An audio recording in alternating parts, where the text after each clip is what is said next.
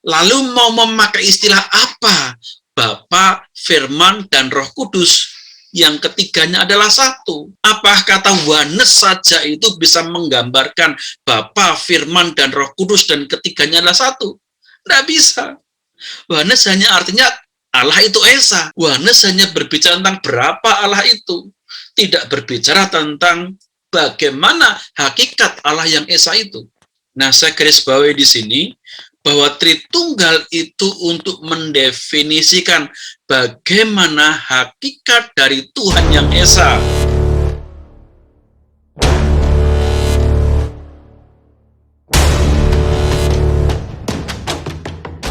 Shalom sahabat-sahabat Lentera Injil dimanapun saudara berada, kiranya damai sejahtera Kristus tercurah dalam kehidupan saudara.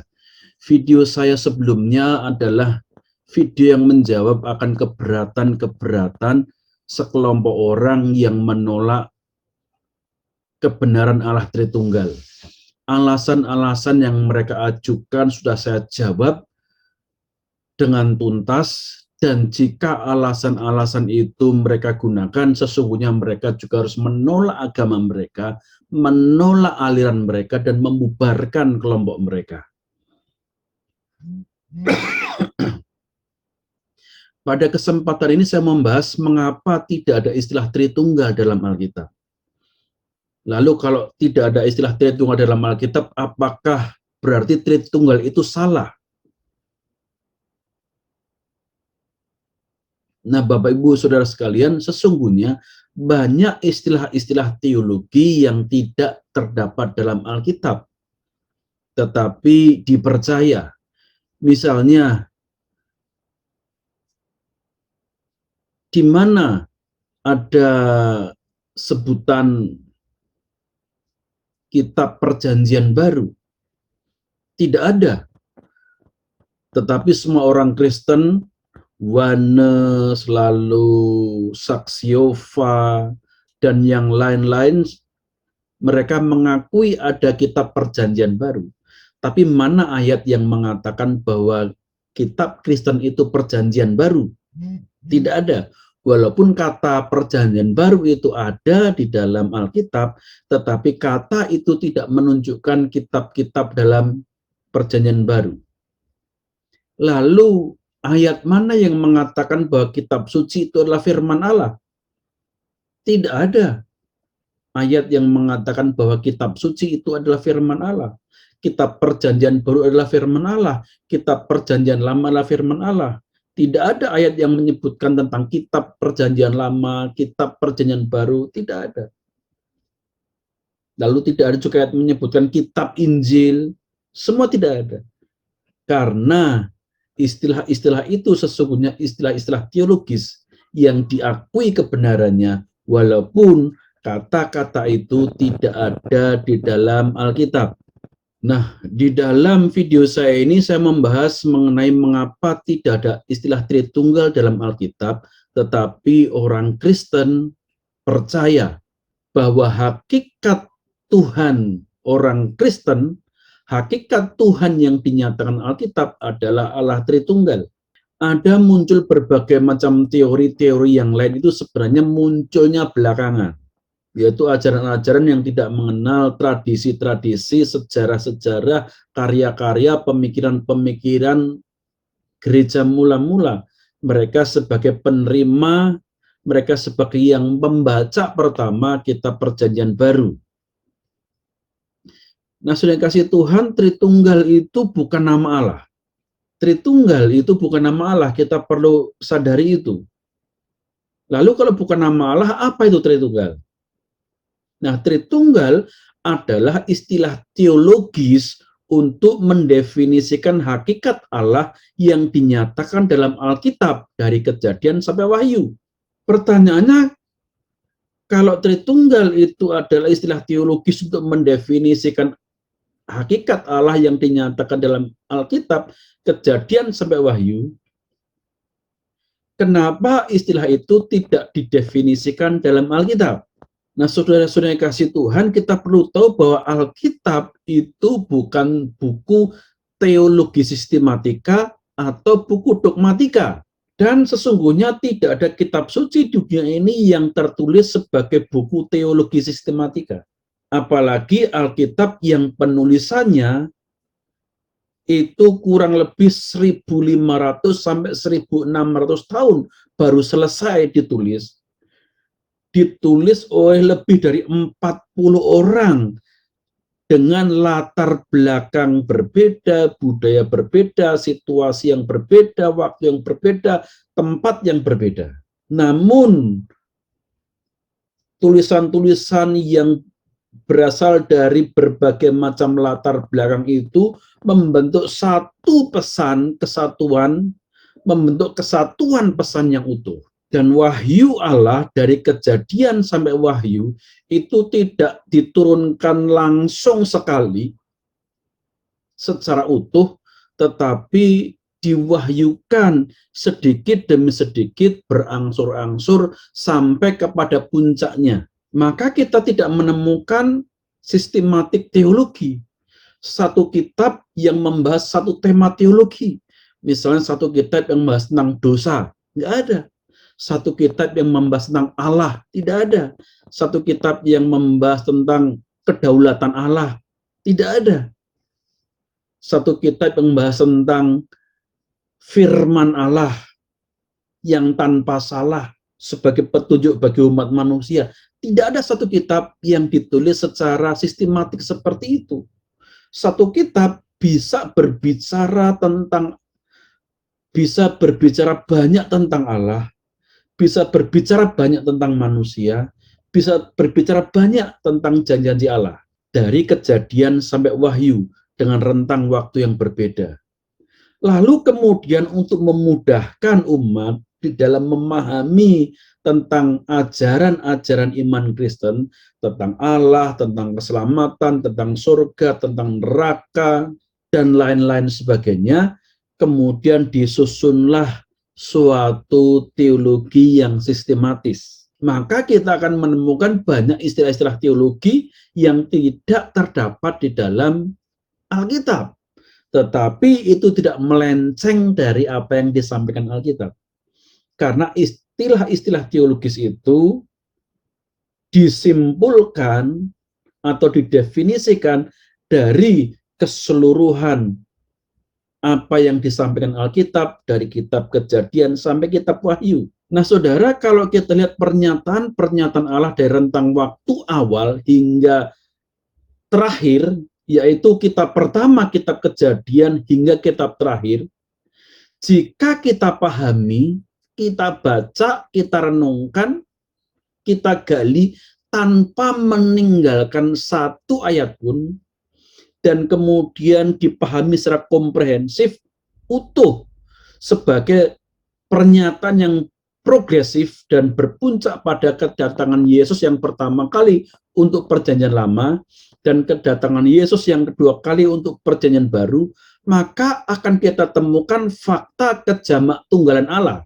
Dan dimensi kejamakan Allah yang dinyatakan Alkitab dari Kejadian sampai Wahyu menyebut ada 3 pribadi. Jadi kejamakan itu yang dinyatakan Alkitab adalah 3 pribadi. Nah, kemudian untuk mendefinisikan secara singkat dalam rangka membedakan ajaran Alkitab dengan ajaran non-Alkitab tentang hakikat Allah, maka dipilih kata Tritunggal atau Trinitas. Jadi Tritunggal ini untuk mendefinisikan secara ringkas bagaimana konsep Allah atau hakikat Allah yang dinyatakan Alkitab. Nah, saya garis bawahi di sini bahwa Tritunggal itu untuk mendefinisikan bagaimana hakikat dari Tuhan yang Esa. Bukan untuk mendefinisikan tentang berapa Tuhan itu, atau siapa Tuhan itu, tetapi untuk mendefinisikan secara singkat bagaimana hakikat Tuhan yang Esa itu. Nah, saudara, kalau ada orang yang menolak konsep Tritunggal Alkitab, tetapi mau menerima Alkitab sebagai firman Allah, Lalu mau memakai istilah apa? Bapa, Firman, dan Roh Kudus. Yang ketiganya adalah satu. Apa kata oneness saja itu bisa menggambarkan Bapa, Firman, dan Roh Kudus dan ketiganya adalah satu? Tidak bisa. Oneness hanya artinya Allah itu Esa. Oneness hanya berbicara tentang berapa Allah itu. Tidak berbicara tentang bagaimana hakikat Allah yang Esa itu. Oneness hanya bisa menerangkan Allah itu Esa. Lalu apa bedanya keesaan Yudaisme, keesaan Islam, keesaan kebatinan, keesaan Konghucu, yang semuanya itu mengakui Allah itu Esa, oneness. Apakah hanya mau membedakan dari namanya saja? Nama bisa banyak. Ya, bahkan Alkitab pun juga menyebutkan bahwa nama Allah itu banyak, bukan hanya satu saja. Lalu mau membedakannya dengan Allah-Allah lain itu dengan apa? Kalau hanya dengan mengatakan oneness, Allah itu Esa, Allah yang Maha Esa. Semua agama, bangsa-bangsa apapun juga, suku-suku bangsa, semuanya mengakui Allah itu Esa. Lalu apa bedanya? Kalau hanya istilah sebutan nama saja. Yang membedakan adalah hakikatnya. Hakikat Allah itu yang membedakan. Nama bisa sama, tetapi hakikat Allah yang dinyatakan di dalam Alkitab Kristen itu berbeda dengan hakikat Allah yang dinyatakan dalam Yudaisme, Islam, Konghucu, kebatinan, dan lain-lain sebagainya. Kalau hanya berbicara berapa Allah, oneness saja, kita tidak perlu ada banyak-banyak agama. Cukup percaya Tuhan yang Maha Esa. Selesai. Clear, satu agama seluruh dunia. Tetapi hakikat Allah yang dinyatakan agama-agama itu ternyata berbeda. Maka tidak cukup hanya dengan menggunakan istilah oneness saja. Lalu mau memakai istilah apa?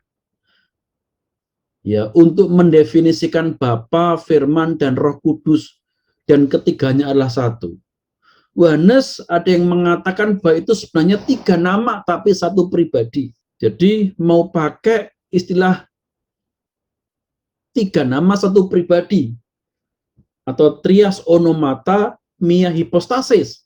Persoalannya adalah Alkitab juga tidak menyebutkan 3 nama satu pribadi. Tidak ada kata-kata Alkitab yang menyebutkan 3 nama satu pribadi, atau mungkin 3 fungsi. Ya. Oneness juga ada yang hanya 3 fungsi Allah, 1 nama, 1 pribadi.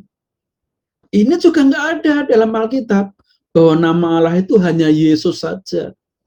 Bapa, Anak, dan Roh Kudus ini hanya fungsi Allah saja, tetapi sebenarnya 1 nama, 1 pribadi. Juga tidak ada istilah itu di dalam Alkitab. Mau pakai istilah apa? Ya, untuk mendefinisikan Bapa, Firman, dan Roh Kudus dan ketiganya adalah satu. Oneness tidak bisa menggambarkan itu. Oneness tidak bisa mewakili istilah Bapa, Firman, dan Roh Kudus ketiganya adalah satu. Karena oneness bisa dipakai oleh semua agama. Nah, di sini saudara, kita perlu tahu bahwa sejak awal bapak-bapak gereja, mereka memikirkan sebuah istilah yang bisa mewakili tentang apa yang Alkitab ajarkan mengenai hakikat Allah dari Kejadian sampai Wahyu. Kalau mau disebutkan semuanya, nggak cukup waktunya untuk menyebutkan hakikat Allah. Ya, nggak cukup waktunya untuk menyebutkan apa yang Alkitab sebutkan tentang hakikat Allah dari Kejadian sampai Wahyu. Maka kemudian para bapak-bapak gereja, gereja mula-mula, pemimpin gereja, murid dari murid para rasul, kemudian menggunakan istilah-istilah untuk mendefinisikan secara ringkas. dan kemudian secara mengkristal mereka menggunakan istilah Tritunggal atau Trinitas. Kiranya apa yang saya sampaikan ini boleh membuka wawasan kita, kita semakin cerdas. Ya, Alkitabiah itu berbeda dengan Ayatiah. Karena situasi semakin berkembang, maka konsep Ayatiah itu tidak mungkin bisa digunakan, bisa diterapkan di dalam setiap bidang kehidupan kita. Alkitabiah tidak harus ada kata-kata yang sama persis di dalam Alkitab, tetapi kita bisa menggunakan kata-kata yang lain yang sesuai dengan konteks sekarang untuk menerangkan apa yang Alkitab sampaikan. Kiranya Tuhan Yesus memberkati saudara semuanya. Shalom.